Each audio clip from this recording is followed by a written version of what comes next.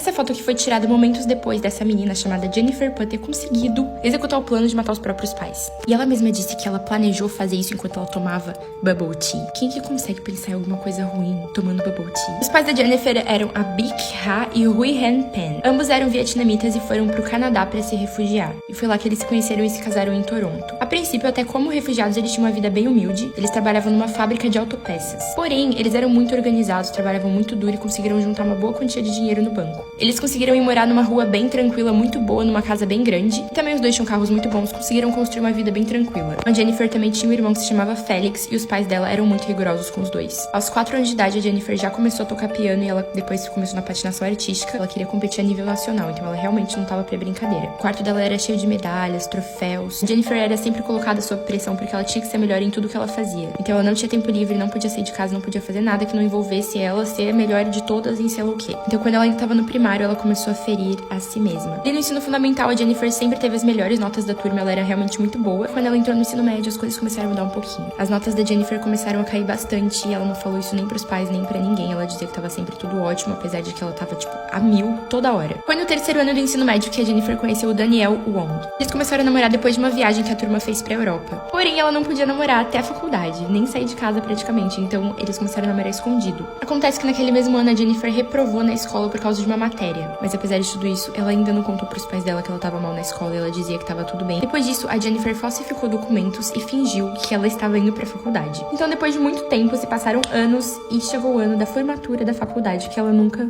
esteve. Para os pais dela não irem pra formatura porque ela não ia se formar, eles disseram que ia ter, ela disse no caso, que ia ter muita gente na formatura e que ela só ganhou um convite. Então, como ela não poderia convidar o pai e a mãe dela, ela iria convidar um amigo aleatório. Os pais dela foram descobrir tudo muito depois. Depois disso, a Jennifer ficou de castigo, não podia mais mexer no celular, não podia mais mexer no laptop, não podia mais sair de carro. Ela só podia estudar e dar aulas de piano, que ela também já estava dando naquela época. O maior problema de todos foi quando eles descobriram que ela estava namorando escondida já fazia 7 anos. Então, eles deram uma ordem pra ela, no caso, o pai dela disse que ou ela poderia sair, morar com o Daniel, viver a vida com ele, ou ela poderia continuar vivendo com eles como filha deles. A Jennifer podia ir morar com ele, simplesmente, ela já tinha 24 anos nessa época, mas ela escolheu ficar com os pais. Então o Daniel chegou um momento que ele cansou e ele disse que não queria mais aquele relacionamento porque tava muito difícil. A Jennifer pirou depois que descobriu que ele começou a sair com uma outra menina chamada Christine. Ela inventou umas mentiras bem pesadas sobre a Christine, mas depois de um tempo eles acabaram voltando. Isso depois de ela decidir que sim, ela iria matar os pais dela. Daniel comprou um iPhone pra Jennifer e aquele iPhone só servia pra eles conversarem sobre o plano.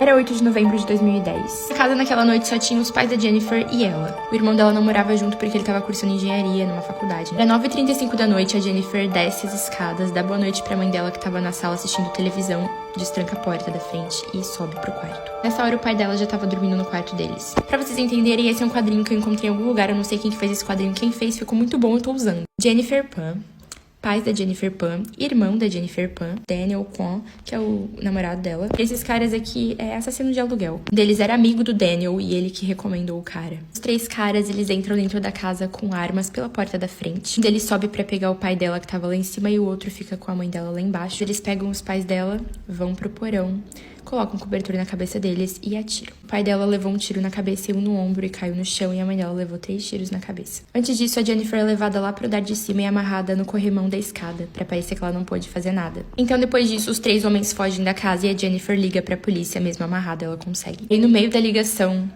ela escuta o pai dela gritando. O pai dela consegue fugir, consegue sair de casa, encontra com um vizinho que liga pra emergência. Sim, o pai dela sobreviveu. Ele chegou no hospital e ficou em coma por um tempo, mas ele sobreviveu. A polícia começou a suspeitar muito da Jennifer porque ela estava apresentando um comportamento muito estranho e também porque algumas coisas não faziam sentido. Por que os sequestradores não machucaram ela, não fizeram nada com ela e, fizeram com os pais dela, sendo que ela poderia identificar eles? No enterro da mãe dela, a Bic, eles começaram a vigiar ela e ela não demonstrou sentimento algum. Acontece que depois de 3 dias em coma induzido, o pai da Jennifer acorda. Ele lembrava de tudo, em detalhes. E ele disse que ele viu a filha dele cochichando com um dos caras e que ela estava andando com eles pela casa. A Jennifer recebeu a sentença de prisão perpétua com possibilidade de condicional depois de 25 anos. O Eric, que era esse cara aqui que não tinha nenhuma relação específica com a Jennifer ou com o namorado dela, recebeu 18 anos de sentença. O Daniel e esses 2 homens da ponta receberam a mesma sentença que a Jennifer.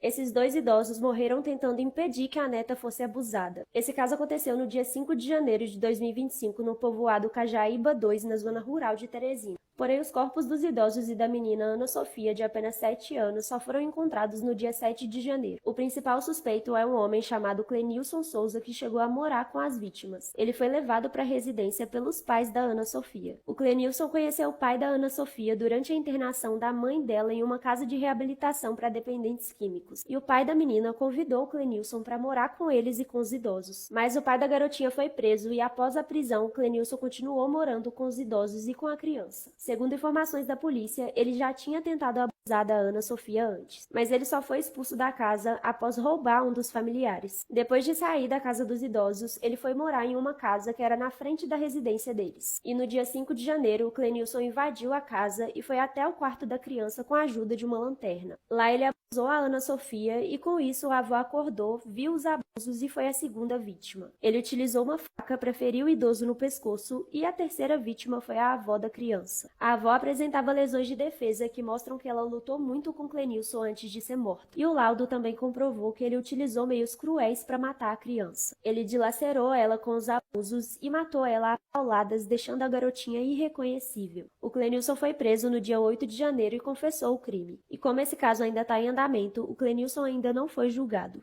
Entendeu o que eu tô falando pra você?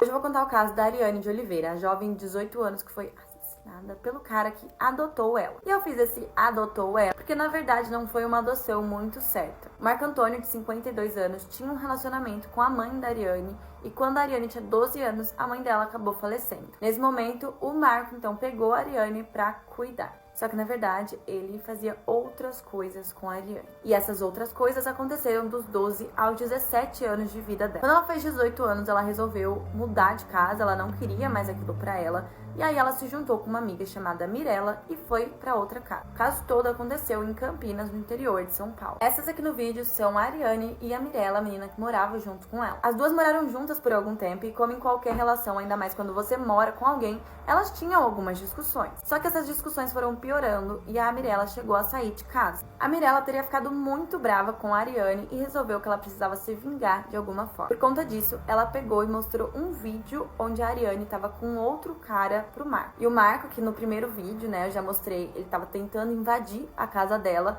resolveu que dessa vez ele não ia só tentar. O Marco então invadiu a casa da Ariane e ele atirou nela e depois atirou na própria cabeça. Esse aqui é o menino que morava com a Ariane e acabou testemunhando todo o crime. Tanto a Ariane quanto o Marco não sobreviveram. O caso ainda está sendo investigado, eles querem saber agora qual que é a relação da Mirella nessa história toda. Isso que falaram que ela fez, né, realmente aconteceu. Um ladrão tentou roubar uma mulher e acabou virando um escravo sexual dela. Esse caso aconteceu na Rússia no ano de 2009, quando um homem de 32 anos chamado Viktor Jasinski entrou em um salão de beleza para roubar. Além do dinheiro, ele queria levar os produtos do local. Porém, o Viktor não contava que a dona do local, chamada Olga, de 28 anos, era faixa preta em karatê. A Olga atacou ele e imobilizou ele com os fios de um secador. E depois ela trancou ele em um quarto escuro do salão. A Olga algemou o Viktor em uma cama e disse que ia ensinar uma lição para ele. Durante 3 dias, ela deixou o homem algemado, dando somente comprimidos de Viagra para ele. E ela forçava ele a manter relações sexuais durante todo esse tempo que ele estava em cativeiro. Após 3 dias sendo um escravo sexual, o Viktor implorou para Olga libertar ele. Ele disse que tinha aprendido a lição e que nunca mais roubaria, e depois disso ele foi solto pela Olga. Depois que ele saiu de lá, ele foi direto para o hospital porque as partes íntimas dele estavam completamente inchadas. E aí ele fez uma denúncia contra a Olga. A Olga rapidamente foi presa e em depoimento ela disse que o Viktor era um idiota. Ela disse que eles fizeram sexo muitas vezes, mas que ela deu até calças novas e dinheiro para ele ir embora. Ambos foram presos. O Viktor foi indiciado de crime de roubo e a Olga é indiciada por crime de escravidão sexual.